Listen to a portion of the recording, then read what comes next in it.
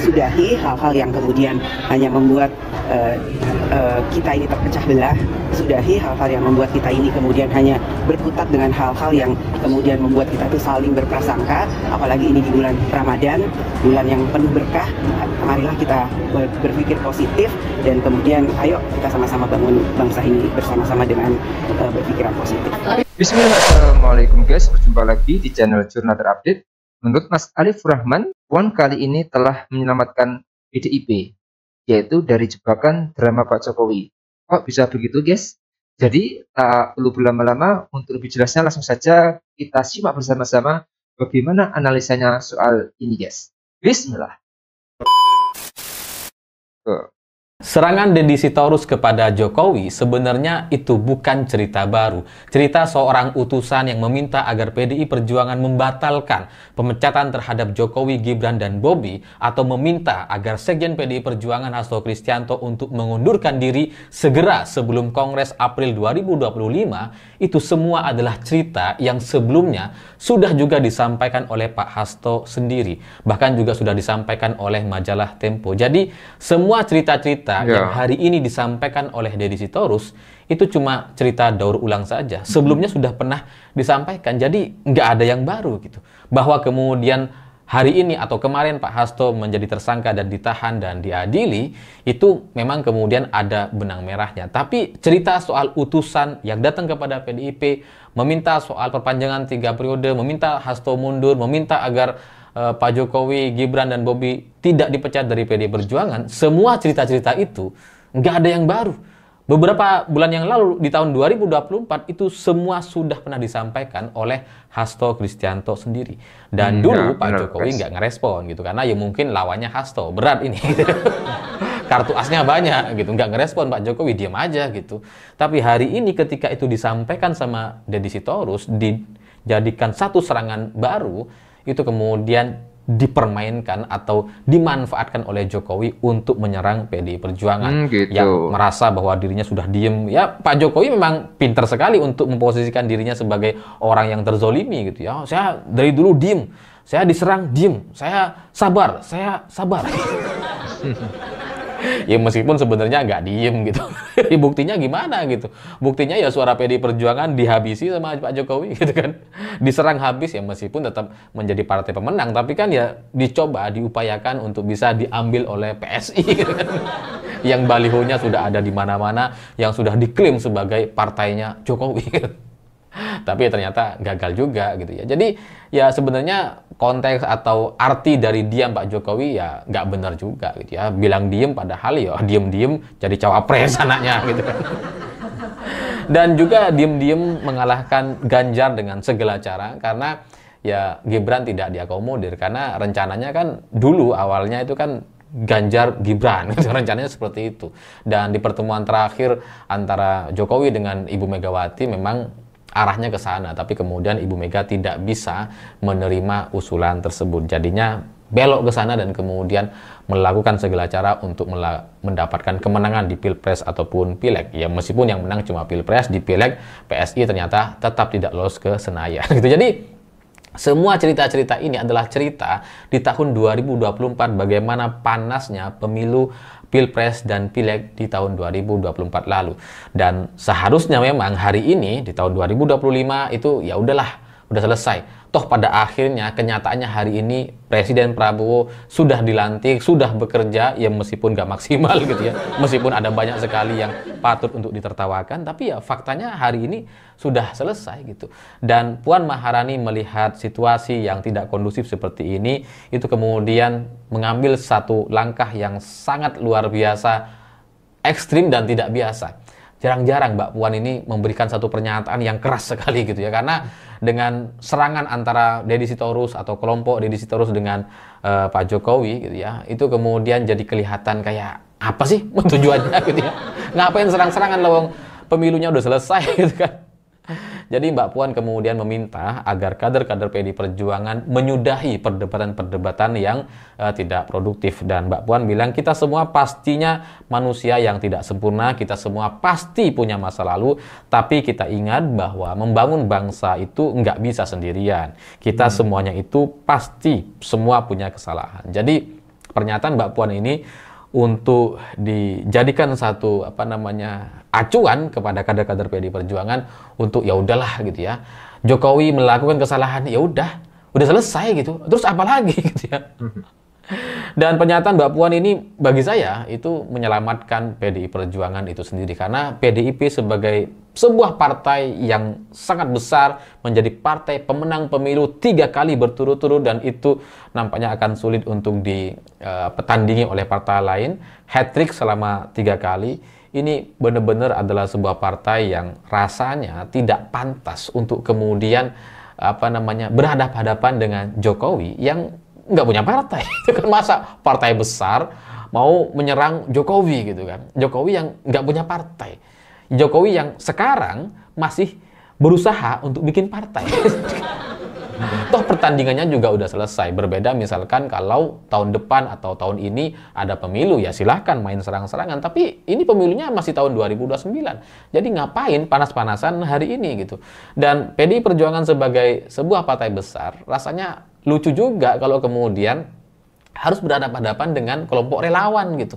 Relawan Jokowi yang sebenarnya ya nggak punya masa itu. Yang sebenarnya ya mereka nggak punya suara gitu. Relawan-relawan Jokowi yang katanya jumlahnya ratusan orang, jutaan orang itu ya sebenarnya kan nggak ada gitu. Kalaupun seandainya mereka ada, kan pasti PSI masuk atau lolos ke Senayan. Buktinya kan nggak ada. Relawan-relawan itu nggak ada dampaknya sebenarnya. Jadi kalau PDI Perjuangan harus menyerang Jokowi dan kemudian berhadapan-hadapan dengan relawan, itu ibarat mobil gitu ya.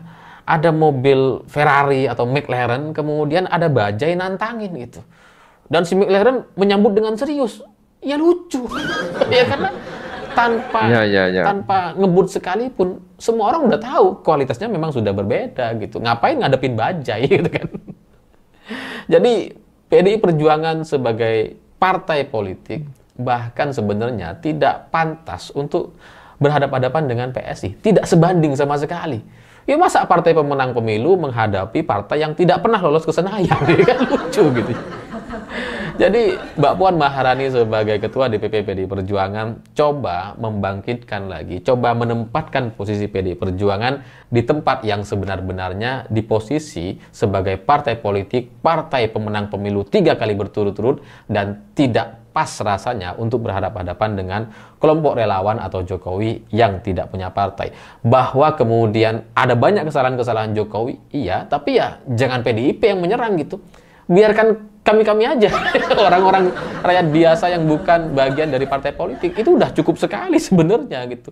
Dan selain itu, Jokowi ini sebenarnya adalah orang yang sangat suka sekali untuk mendapatkan panggung. Dan serangan-serangan Deddy Sitorus yang sebenarnya adalah cerita lama atau cerita yang didaur ulang itu sangat-sangat dimanfaatkan betul oleh Jokowi. Jokowi ini master terzolimi gitu kan. Mukanya itu kan, kayak kasihan gitu ya. Ya suka nggak suka bagaimanapun mayoritas masyarakat Indonesia akan melihat Jokowi masih sebagai orang yang kayak tulus, kayak benar, meskipun sudah berkali-kali dibohongi gitu. Orang nggak nyadar itu berkali-kali dibohongi, ya itulah kehebatan Jokowi. Karena selalu memposisikan dirinya sebagai orang yang terzolimi. Nah, Deddy Sitorus untuk menghadapi Jokowi, atau PDI Perjuangan, kader PDI Perjuangan untuk menghadapi Jokowi, itu nampaknya di situasi seperti sekarang, itu tidak pas dan tidak diperlukan gitu. Karena ya kita nggak perlu Jokowi gitu kan. Jokowi sudah nggak ada, sudah tidak menjadi presiden, ya ngapain kemudian diserang oleh partai politik atau PDI Perjuangan gitu. Karena semakin Jokowi diserang, itu Pak Jokowi berharap agar bisa mendapatkan simpati dari partai lain. Berharap nanti partai lain bisa merekrutnya gitu. Karena semakin diserang, Jokowi bisa bergabung dengan partai lain, semakin terbuka gitu. Jadi ya ngapain? Ngapain diserang-serang terus? Ya, biarin aja. Kalaupun ada orang mau nyerang, jangan partai politik. Orang-orang biasa aja, orang sipil, orang-orang profesional, dosen, mahasiswa, kita-kita ini aja gitu. Jangan partai politik. Karena kalau partai politik yang menyerang, nantinya Jokowi bisa ya pura-pura ini terzolimi gitu. Nanti berharap dikasihani sama partai lain dan kemudian mendapatkan posisi yang istimewa di partai lain gitu. Nah, sekarang Pak Jokowi nggak punya itu. Jadi bacaan ini kemudian nampaknya dipahami oleh Puan Maharani, dan Puan kemudian mengambil satu sikap agar menghentikan, menyudahi serangan-serangan kepada Jokowi supaya Jokowi tidak mendapatkan simpati dari partai lain atau mendapatkan tempat di partai lain yang nantinya itu akan terus dimainkan dan dimanfaatkan oleh Jokowi. Bahwa kasus Hasto Kristianto yang ditahan oleh KPK itu adalah kasus yang politis, iya gitu. Tapi itulah kehebatan dan kelincahan politik yang ada di Indonesia. Semua isu-isu atau kasus itu bisa dijadikan satu pancingan supaya orang-orang yang diharapkan marah itu benar-benar menyampaikan kemarahannya. Ketika Hasto Kristianto ditahan sama KPK, itu tujuannya emang mancing PDI Perjuangan. Supaya nyerang gitu. Supaya bikin keributan, supaya nyerang. Emang itu tujuannya. Supaya apa? Supaya PDI Perjuangan ini nanti tidak mendapatkan simpati dari masyarakat, supaya PDIP ini nanti dianggap partai yang pro koruptor, yang yang tidak mau diproses hukum dan sebagainya. Itu memang yang diharapkan gitu. Jadi ya, kalaupun misalkan kasus Pak Hasto itu adalah satu kasus yang politis, ya tapi responnya atau jawabannya jangan kemudian terpancing dengan isu-isu yang memang diinginkan oleh beberapa pihak, termasuk salah satunya adalah Pak Jokowi.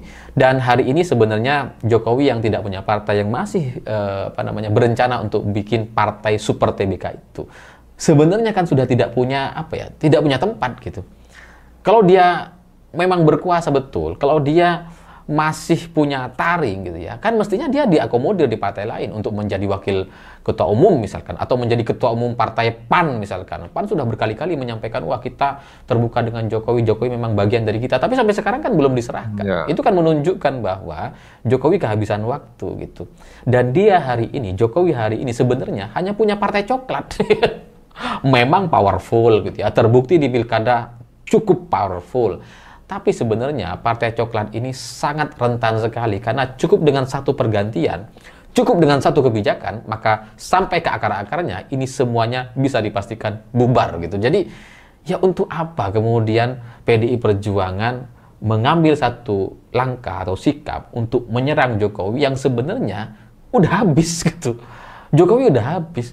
Ya buktinya sekarang nggak diterima di partai manapun gitu. Jadi sebenarnya langkah paling baik bagi PDI Perjuangan memang mendiamkan, karena mendiamkan orang yang iseng, mendiamkan orang yang mancing, seperti ikan, diem aja gak dimakan gitu ya.